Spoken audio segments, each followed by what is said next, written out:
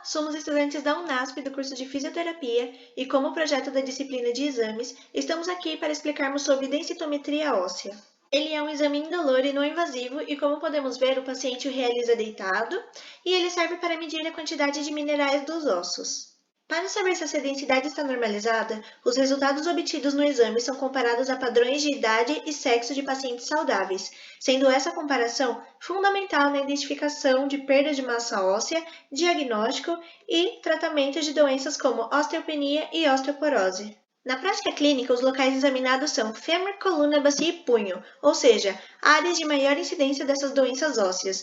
Porém, as outras partes do corpo não podem ser descartadas, pois elas dependem de uma solicitação médica a partir de uma análise clínica. Existem alguns fatores de risco para o desenvolvimento dessas doenças ósseas, como, por exemplo, mulheres acima de 60 anos que estão em um período pós-menopausa, homens acima de 70 anos, histórico familiar da doença, uso de glicocorticoides e um baixo índice de massa corporal. Todos esses indicativos são fatores tendenciosos para a perda de massa óssea e, consequentemente, um aumento de risco de fraturas, como por exemplo de fêmur, o que diminui em média 3 anos de vida.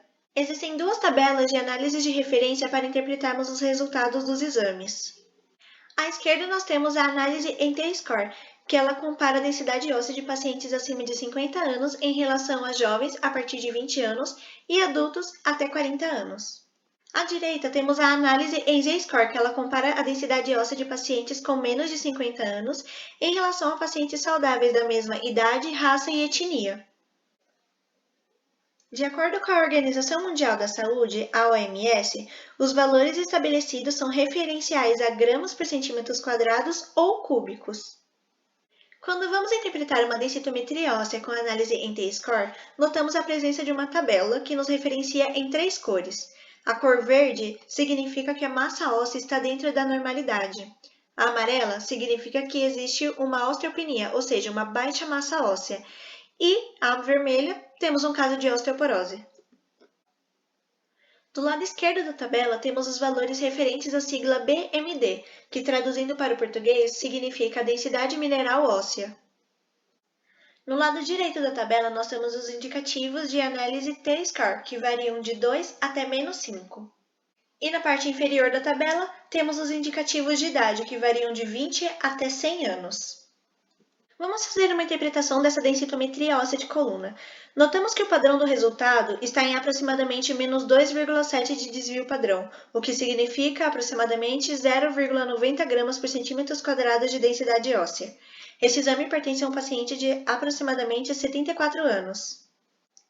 Comparando esses dados com a tabela de referência da T-score, nós percebemos que quando o desvio padrão está abaixo de menos 2,5, significa osteoporose. No caso desse paciente, o desvio padrão dele está a menos 2,7, então podemos diagnosticar uma osteoporose.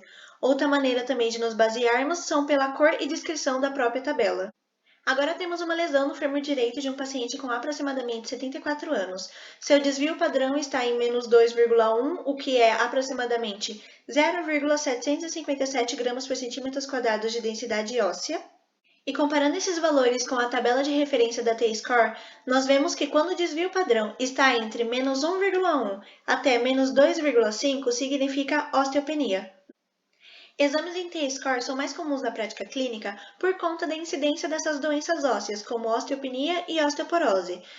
A Z-score, por exemplo, é mais solicitado em disfunções congênitas, por algum fator de risco grave ou por outras comorbidades associadas. De acordo com o Ministério da Saúde, existem algumas informações que devemos destacar. Por exemplo, 10 milhões de brasileiros são afetados pela osteoporose. A osteoporose causa mais de 8,9 milhões de fraturas por ano em todo o mundo, resultando em uma fratura a cada 3 segundos. E no mundo, 1 a cada 3 mulheres com mais de 50 anos sofrerão fraturas, assim como 1 em cada 5 homens com mais de 50 anos também sofrerão essas fraturas. Como forma de prevenção a esses problemas ósseos, indicam-se a prática de atividade física como corridas e caminhadas, porque são essenciais não apenas para prevenir a fraqueza óssea, mas também para auxiliar em um bom funcionamento do organismo, porque ele compreenderá a necessidade de aumentar a massa óssea para poder resistir aos impactos dos ossos nas articulações, além de otimizarem a absorção do cálcio. Outros métodos de prevenção são ter uma alimentação saudável, não fazer o uso de cigarros, narguilés, pois as suas toxinas enfraquecem as células responsáveis pela formação dos ossos, além também de modificarem o metabolismo do estrógeno, que é um hormônio que tem a função proteger o tecido ósseo. E também não consumir bebidas alcoólicas em excesso, pois o álcool dificulta a absorção do cálcio pelo organismo, gerando a diminuição dessa massa óssea. O dia 20 de outubro ele foi intitulado como Dia Mundial da Osteoporose com o objetivo de conscientização, pois a prevenção ela deve começar na juventude. E esse foi o nosso trabalho. Eu espero que vocês tenham gostado e aprendido mais sobre densitometria óssea. Obrigada!